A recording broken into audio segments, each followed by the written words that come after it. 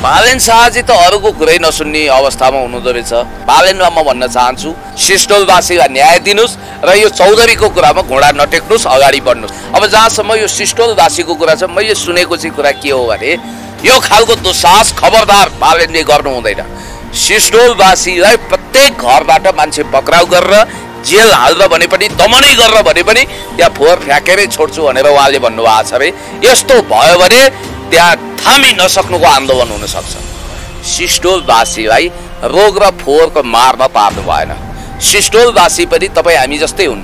यो जुन पेचिलो मुद्दा बन्दै गएको छ बालेन शाहको विषय र बालेनजीले सिस्टोलवासीको सही भनाइलाई यदि उहाँले बुटमुनि कुल्चिन खोज्नुभयो भने त्यसको परिणाम घातक हुनेछ। अरबौंको बजेट भएको महानगरपालिकाले व्यवस्थापन गर्न सक्छ। स्मार्ट मेयर भनिने, आफूलाई त्यो भन्न रुचाउने बालेन शाहले दूरदृष्टि राखेर त्यो काम गर्नु पर्थ्यो।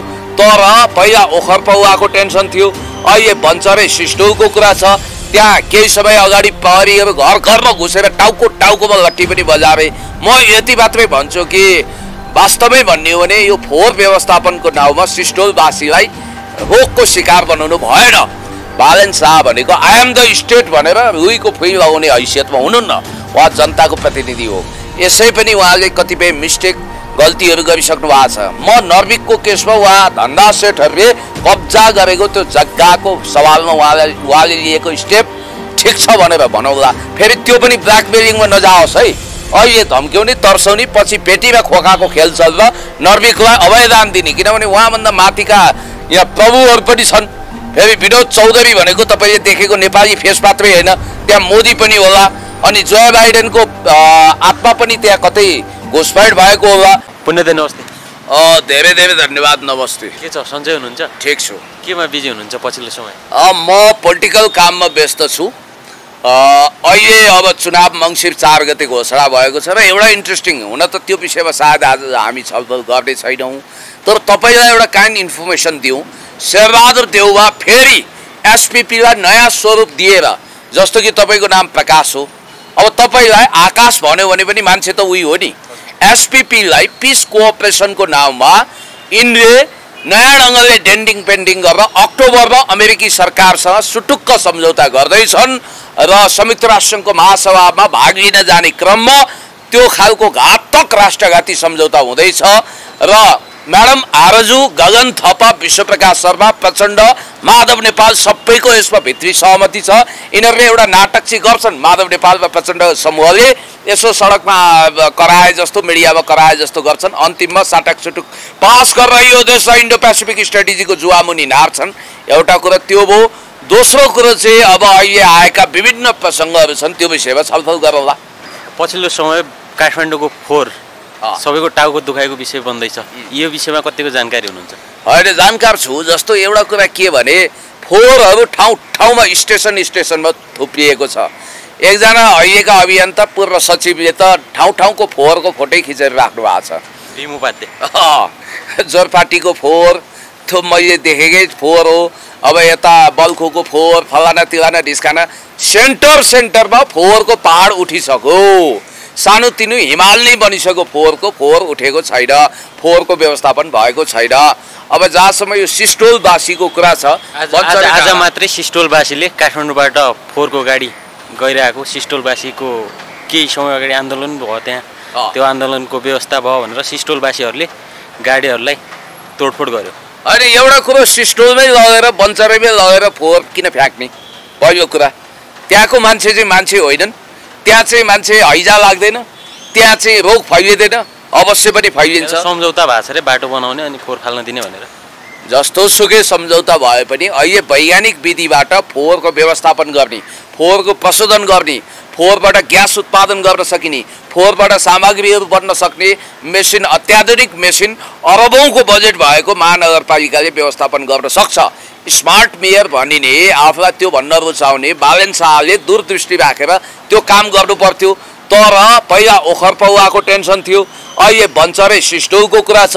त्यहाँ केही समय अगाडि प्रहरीहरू घर घरमा घुसेर टाउकोमा लट्ठी पनि बजारे। म यति मात्रै भन्छु कि वास्तवमै भन्ने हो भने यो फोहोर व्यवस्थापनको नाउँमा सिस्टोलवासीलाई रोगको शिकार बनाउनु भएन।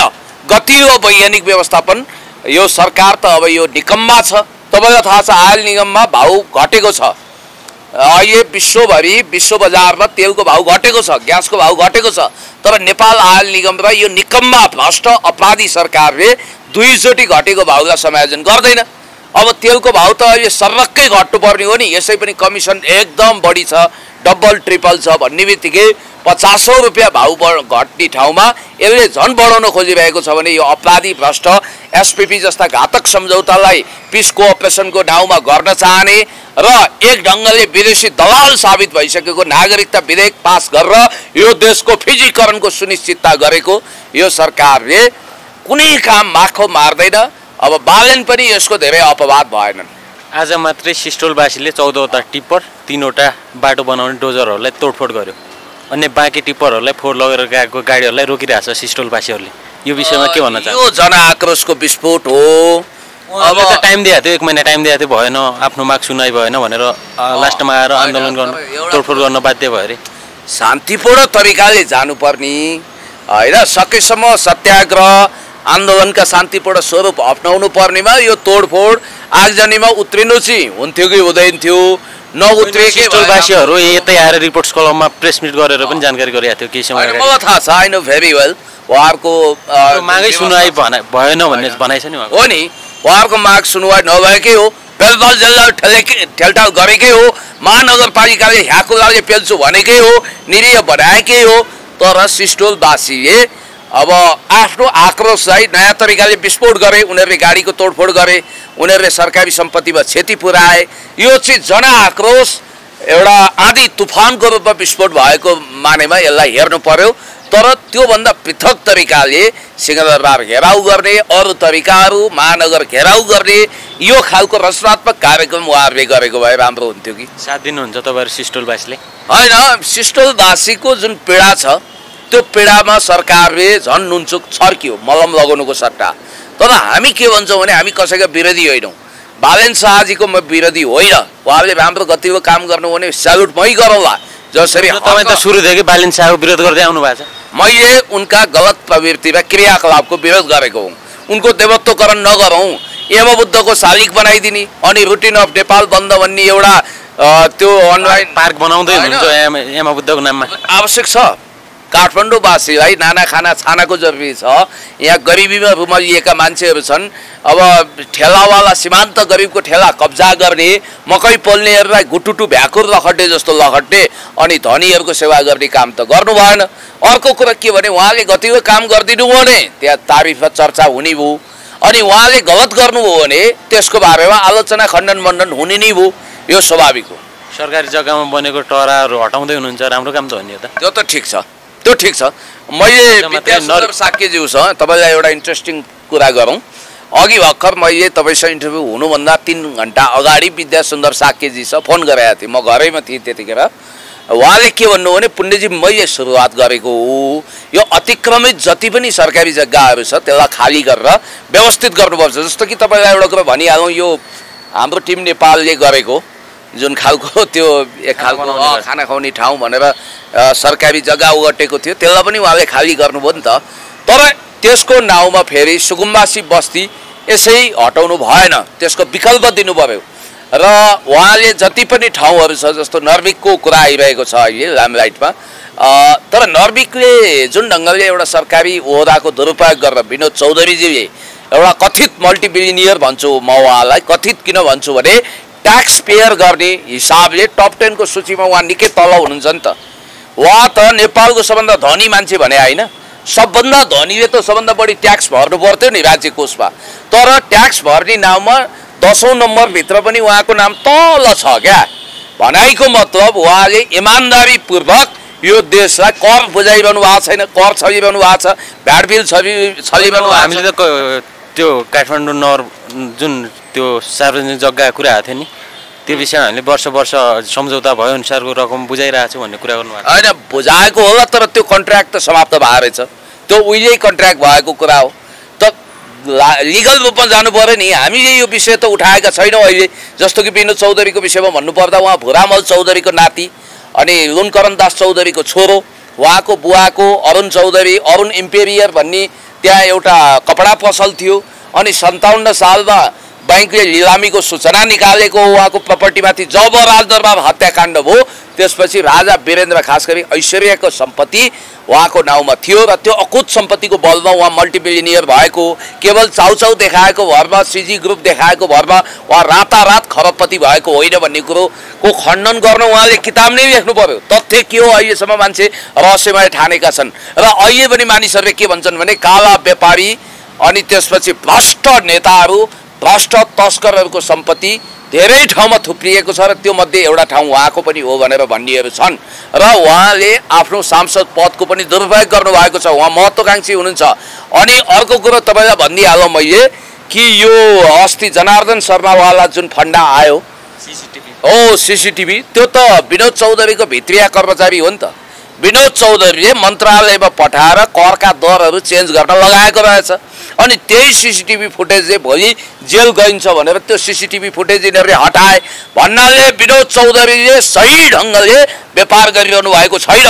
भोलि हामी पनि राज्य सत्तामा पुगौँला, के गरौँला र विनोद चौधरीमाथि अजङ्गको प्रश्न तेर्सिएको छ। नर्विक इन्टरनेसनल बहुत महँगो छ, यद्यपि त्यहाँको सर्भिस राम्रो छ भनेर भन्छन्। यहाँ विनोद चौधरी मात्रै होइन नि, सरकारी जग्गा अतिक्रमण गरेर अनावश्यक रूपमा कब्जा गर्ने धेरै ठुला व्यापारीहरू छन्, धेरै ठुला मानिसहरू छन्, कोही मन्त्री नै छन्, कोही के छन्। तपाईँलाई एउटा इन्ट्रेस्टिङ कुरो भनिदिउँ, यो देशको प्रधानमन्त्री र पूर्व प्रधानमन्त्रीहरूको दुबईमा केपी शर्मा ओलीज्यू बाहेक धेरैको मनमोहन अधिकारी बाहेक लोकतन्त्र पछि वा पञ्चायत कालमा प्रधानमन्त्री बनेका धेरैको दुबईमा ठुला ठुला भिल्लाहरू छन्। स्विजरल्यान्डमा कालो धन छ।